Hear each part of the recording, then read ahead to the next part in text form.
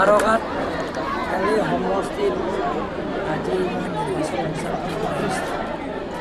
ইয়াৰ আগতে মই কৰকান্থী প্ৰায় 12,000কৈ অধিক ৰাইজে ওলাই আহিছে মুছলিমদেৱক আশীৰ্বাদ দিবৰ কাৰণে। আৰু বিজেপি প্ৰাৰ্থী কিপুৰ ভয় জয়যুক্ত কৰা চাবলৈ ৰাইজে ওলাই আহিছে। সমান্তৰাল হিচাপে সিংহাসন MC সমষ্টিত আৰু 10,000কৈ অধিক তাৰ ভোটাৰ্ছখন 10,000কৈ অধিক ৰাইজে ওলাই আহিছে। যিটো ৰাইজে ঘোষণা কৰিছে যে বিশ্বতেৰাংপী বিপুল ভয় জয়যুক্ত কৰিব। তাৰপিছত মহামায়া MC কনষ্টিটুৱেঞ্চি মই আজি যিটো দেখিলোঁ আপোনালোকেও গম পাইছে। সভা শেষ হোৱাৰ পিছতো মানুহবিলাক যোৱা যাতে মুছলিমদেৱৰ বিপুল ভয় জয়যুক্ত কৰিবৰ কাৰণে ৰাইজে সিদ্ধান্ত লৈছে। ছাৰ আজি কেইজনে যোগদান কৰিছে? আজি ইয়াত 100ৰো অধিক কিন্তু আপোনালোকে জানে এটা বছৰ ধৰি লোকসভা নিৰ্বাচনৰ পিছত যিটো কংগ্ৰেছ হওক বা APSLC হওক ৰাইজক বহুতো মনোসজা কথাবিলাক কৈছে, বহুতো অপপ্ৰচাৰ কথা কৈছে, মিছ প্ৰপাগাণ্ডাবিলাক কৈছে, পলিটিকেল কনস্পিৰেচিবিলাকৰ কথা কৈছে। সেইকাৰণে ৰাইজে তেওঁলোকৰ মানে বিশ্বাস কৰা নাই।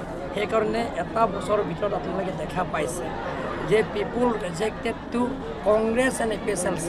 গতিকে ৰাইজে যিটো ওলাই আহিছে এটা বছৰৰ ভিতৰতে কংগ্ৰেছ আৰু APSLC দলৰ পৰা ত্যাগ কৰি হাজাৰ হাজাৰ মানুহে যোগদান কৰিছে প্ৰত্যেক দিন। 26টা MC সমষ্টিত সমান্তৰাল হিচাপে যে কংগ্ৰেছ আৰু APSLC আমাৰ টিম কাৰ্বি আংলঙত যোগদান কৰিছে।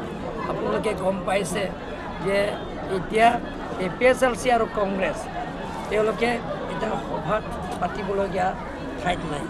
তেওঁলোকৰ ক'ৰবাত এনেকুৱা ৰাজহুৱা 1,000 2,000 ক'ৰবাত দেখিছে নেকি আপোনালোকে? নমিনেশ্যন দিনৰ পৰা আৰম্ভ কৰি নমিনেশ্যন যিবিলাক দিয়াৰ পৰা দিনৰ পৰা আজিৰ তাৰিখলৈকে তেওঁলোকৰ 1,000 2,000 নমিনেশ্যন ৰাজহুৱা মিটিঙত ক'ৰবাত সভাত দেখিছে নেকি আপোনালোকে কওকচোন। আপোনালোকৰ ভিডিঅ' আছে, আপোনালোকে ছ'চিয়েল মিডিয়াৰ জৰিয়তে আপোনালোকে গম পাব। মই হ'লে দেখা নাই। মই আপোনালোকৰ ছ'চিয়েল মিডিয়া প্ৰত্যেক চেনেলৰ মই চাম আৰু যিবিলাকৰ ব্যক্তিগত পোষ্ট কৰাবিলাকক মই চাওঁ।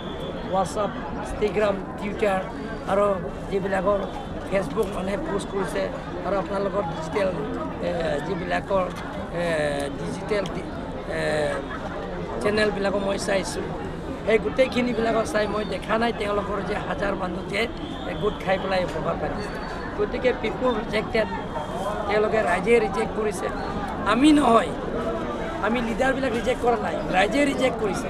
কাৰণ কাৰ্বি আংলঙৰ ৰাইজে সকলো জাতি জনগোষ্ঠীত বসবাস কৰা মানুহে সহজ সৰল মানুহবিলাকে বেছি মিছা কথা ক'লে মানুহে বেয়া পায়। বেয়া পোৱাৰ কাৰণে আপোনালোকে চাওক আজি CPML কাৰ্বি আংলঙৰ পৰা নাইকিয়া হৈ গৈছে, বিদায় দি দিয়া হৈছে। ইয়াতো বিনোদ মিশ্ৰ আৰু এইটো আমাৰ ৰিপুল শৰ্মা কাম নচলিব বুলি ৰাইজে বিদায় দিছে ইয়াতে। গতিকে মানুহে ইয়াত শান্তি বিচাৰে, মানুহে ডেভেলপমেণ্ট কাম বিচাৰে, মানুহে ইয়াত আলাপ আলোচনাৰ মাজত যিটো ৰাজনীতিৰ সমস্যা, অট'নমাছ ষ্টেট সমস্যা, সেই সমস্যাটো পূৰণ কৰিবৰ কাৰণে ৰাইজে বিচাৰে।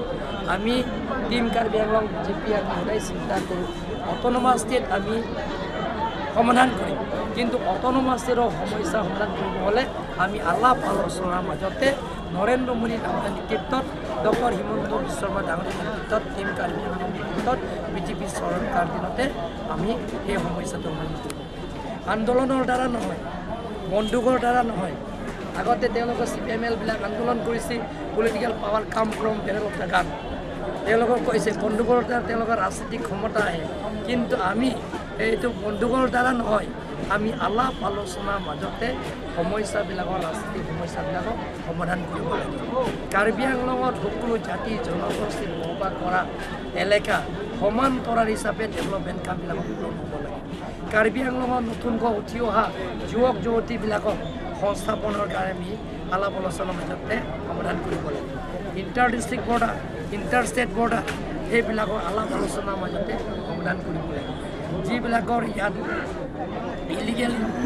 ইলিগেল ইনক্ৰচাৰ বাংলাদেশী যিবিলাক আছে, বাংলাদেশীৰ পৰা অহা তেওঁলোকৰ কাৰণে আমি ইলেকশ্যনৰ পিছত তেওঁলোকৰ ইলেকশ্যন গতিকে ৰাইজে আমাক আশীৰ্বাদ দিব। ৰাইজে সিদ্ধান্ত লোৱা হৈ গ'ল, কাৰ্বি আংলং ৰাইজে সিদ্ধান্ত লোৱা হৈ গ'ল যে এবাৰ 5টা চিটো ভাৰতীয় জনতা পাৰ্টীৰ প্ৰাৰ্থীক বিপুল ভোটত জয়যুক্ত কৰা কাৰ্বি আংলং ৰাইজে জাতি জনগোষ্ঠী অলৰেডি সিদ্ধান্ত লয় হ'ব। Thank U.